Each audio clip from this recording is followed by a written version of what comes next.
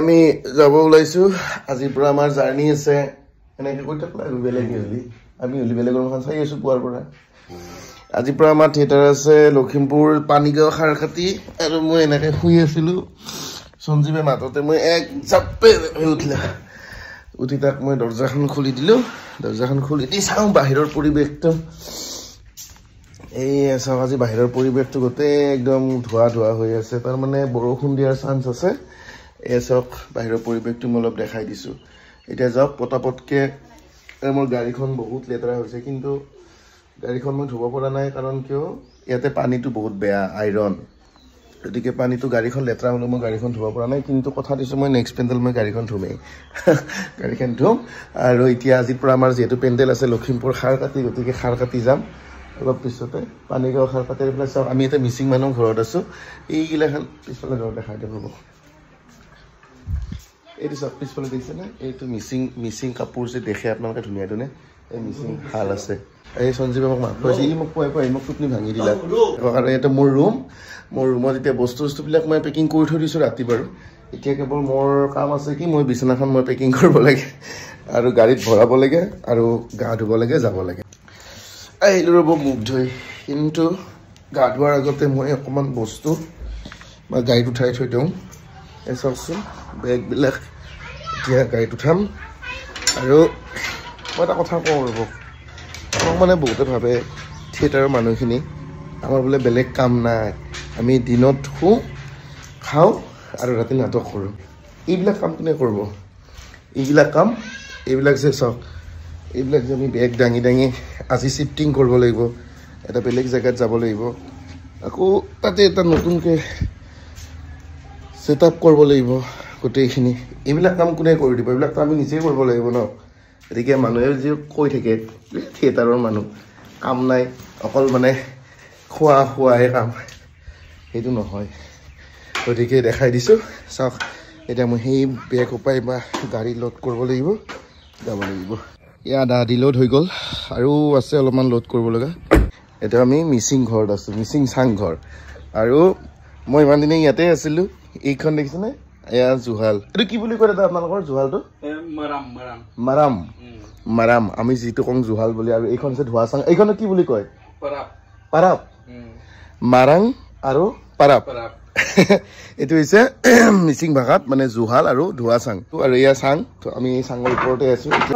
finally ready হৈ গ'লোঁ দিয়ক এয়া গা পা ধুই পূজা পাঠ কৰি মই ৰেডি হৈ গ'লোঁ আৰু মোৰ পূজা পাঠ হৈ গ'ল ৰাতিপুৱাই প্ৰায় হনুমান টিকা লগাই লৈছোঁ গতিকে জয় হনুমান জয় শ্ৰীৰাম আহি পালো এতিয়া সঞ্জীৱৰ ৰুম মোৰ মাল লোড কৰি সঞ্জীৱক তাক ৰখি আছো আৰু ৰ'ব আজি আপোনাক আৰু এটা বস্তু দেখুৱাম আপোনালোকক আমাৰ থিয়েটাৰৰ এই এক্টৰ্ছখিনিৰ লাইফটো বা থিয়েটাৰৰ আমাৰ লাইফটো কেনেকুৱা হয় কিমান ত্যাগ স্বীকাৰ কৰি আমি থিয়েটাৰত থাকিব লগা হয় তাৰ এটা আজি আপোনালোকক জ্বলন্ত উদাহৰণ দেখুৱাম অলপমান নাম চাই থাকক ভিডিঅ'টো মোৰ শেষলৈকে এইটো হৈছে গুৰুমা 14 বছৰ ভ্ৰাম্যমানৰ অভিজ্ঞতা পুষ্ট এইটো তামোল প্ৰিয় এয়া গুৰুমা আৰু এইটো হৈছে আমাৰ পেণ্ডেল কালি আমাৰ ইয়াতে থিয়েটাৰ আছিলে গতিকে থিয়েটাৰ আধা ভাঙি চেছ ৰাতিপুৱা একদম শুই উঠাৰ পৰা একদম বজাৰ আছে বজাৰৰ পৰা এইটো আমাৰ নীলাম্বৰে কিনি আনিছে চাওক কেনেকৈ লাগছে মজা মানে আমাৰ জাৰ্ণিৰ সময়ত আমি য'ত যি দেখা পাওঁ সেইবিলাক বস্তু আমি মানে চাই ভাল পাওঁ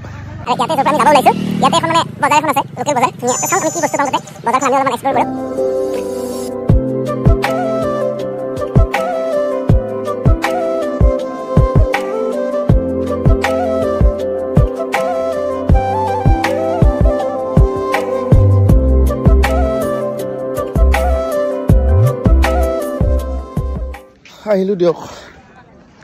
আমাৰ মানে বজাৰ কৰাৰ কাৰণে আমাৰ ফেঞ্চি বজাৰ বেষ্ট আমি গুৱাহাটী দুদিন পিছত পাই আছোঁ এতিয়া যাব ওলালোঁ তো আজি যে মই আপোনালোকক কৈছিলোঁ যে আমাৰ থিয়েটাৰ মানুহৰ জীৱনটো কিমান আমি ত্যাগ স্বীকাৰ কৰিব লাগে কিমান কি কৰি আমি থিয়েটাৰত থাকিব লগা হয় আৰু তাৰ জ্বলন্ত উদাহৰণ হৈছে এয়া অৰূপ এচাও অৰূপৰ যোৱা পৰহি ঘৰত দেউতাক ঢুকাইছে কিন্তু সি কৰ্মৰ দায়িত্বৰ কাৰণে থিয়েটাৰত থাকিব লগা হৈছে আৰু আমাৰ থিয়েটাৰৰ লাইফটোৱে হৈছে এনেকুৱা কিন্তু কি কৰিম উপায় নাই আমি থাকিবই লাগিব আৰু সেইটো কাৰণে যেহেতু অৰূপে এনে ট্ৰেভেলাৰত যায় কিন্তু আজি মই ভাবিলোঁ যে যিহেতু সি এতিয়া বৰ্তমান কষ্ট কৰি আছে আৰু আজি 3 দিন ধৰি একো খোৱা নাই আজিৰ পৰা অলপমান গাখীৰ খাব পাৰিব সেইটো কাৰণে মই ভাবিলোঁ যে কি তাক মোৰ গাড়ীতে লৈ যাওঁ আৰু সেইটো কাৰণে জাৰ্ণিত আজি সঞ্জীৱ মই আৰু অৰূপ আহি পালো আমি এতিয়া এই মানে আমাৰ জাৰ্ণি আছিলে আজি জাৰ্ণিতে আমাৰ অৰূপদা য'ত আছে আমি অৰূপদাৰ ঘৰত এতিয়া খানা খাম অৰূপদা একদম খানা খাব ৰখি ৰখি মানে অধৈৰ্য এতিয়া নকবি মোৰ অলপ মুডটো বেয়া হৈছে খং উঠি আছে লগত দুটাৰ ওপৰতে খং উঠি লগত অলপমান মুডটো ভাল কৰি দিয়ক অলপ মানে এনে আমি 11টা বজাতে ওলাওঁ বা জাৰ্ণি থাকিলে সিহঁতক ক'লো মোৰ তাতে নিমন্ত্ৰণ দিছোঁ আজি ভাত খাবলৈ ধুনীয়াকৈ মই ডাইনিঙত বহি ৰেডি কৰি আছোঁ ফোন মাৰি আছোঁ এটাতো ফোনে উঠোৱা নাই মই গাড়ী চলাই আছোঁ এটা কৈছে পালোতো আহি এতিয়াহে পাইছে এতিয়া বাজিছে আপোনাৰ 1:12 মানুহৰ 1:12 কি কওঁ মোৰ ওপৰত আজি মানে অৰূপদা পুৰা ফায়াৰ হৈ আছে ফায়াৰ হ'লে উপায় নাই হেৰি দেই আমাৰ অৰূপদাৰ থাপনা অৰূপদাই সদায় মানে য'ত থাকে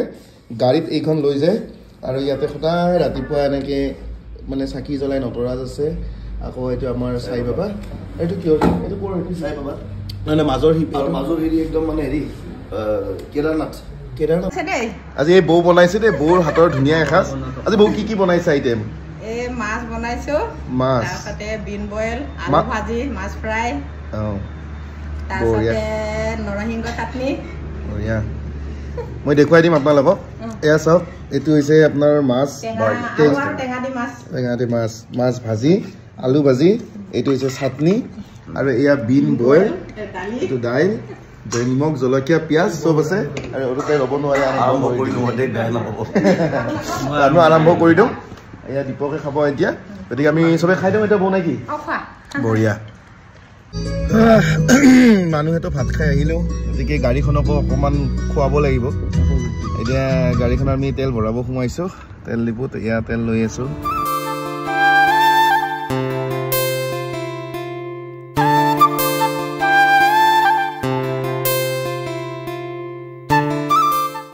ফাইনেলি আমি আহি পাই গ'লো এয়া আমাৰ পানীগাঁও খাৰ কাটি এইটা আমাৰ জিৰেন কাকু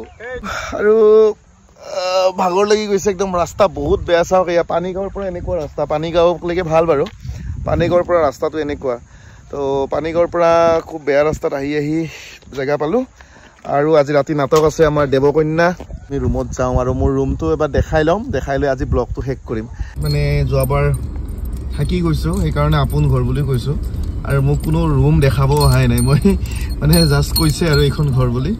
নিজে নিজে আহি গৈছোঁ এয়া হৈছে এইখন ঘৰ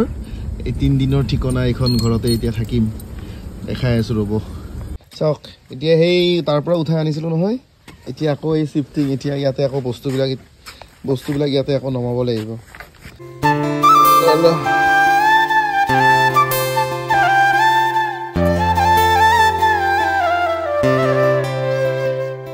আৰু আমি চাহ তাহ খালোঁ খাই কিনে এতিয়া অলপমান মই ফ্ৰেছ হৈ কিনে ব্লগটো বৰ্তমান ইমানতে সামৰোঁ আৰু গধূলি যিহেতু নাটক আছে দেৱকন্যা গতিকে আমি অকণমান ৰেষ্ট ল'ব লাগিব ৰেষ্ট লৈ কিনে আকৌ দেৱকন্যাত যাম গতিকে বৰ্তমান আজি ব্লগটো ইমানতে সামৰিছোঁ আশা কৰিছোঁ ব্লগটো চাই ভাল পালে গতিকে যদি মোৰ ব্লগটো চাই ভাল পাইছে তেতিয়াহ'লে লাইক কৰিব কমেণ্ট কৰিব শ্বেয়াৰ কৰিব আৰু যদি মোৰ ইউটিউবত চাইছে তেতিয়াহ'লে ছাবস্ক্ৰাইব কৰিবলৈ নাপাহৰিব